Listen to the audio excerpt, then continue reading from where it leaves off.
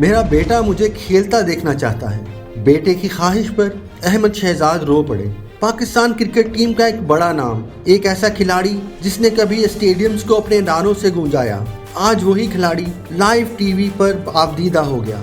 جی ہاں، سابق قومی opener Ahmed Shahzad P S L میں سلیکٹ نہ ہونے پر اپنے جذبات پر قابو نہ رکھ سکے۔ نجی ٹی وی پروگرام میں جب ان سے سوال کیا گیا کہ وہ 3 سال سے پی ایس ایل کا حصہ نہیں بن سکے تو ان کے چہرے کے تاثرات بدل گئے۔ احمد شہزاد نے کہا کہ ساتھی کھلاڑی کو کھیلتا دیکھ کر خوشی تو ہوتی ہے لیکن اپنے لیے دل ٹوٹ جاتا ہے۔ بات کرتے کرتے ان کی آواز بھر آئی اور پھر آنکھوں سے آنسو بہنے لگے۔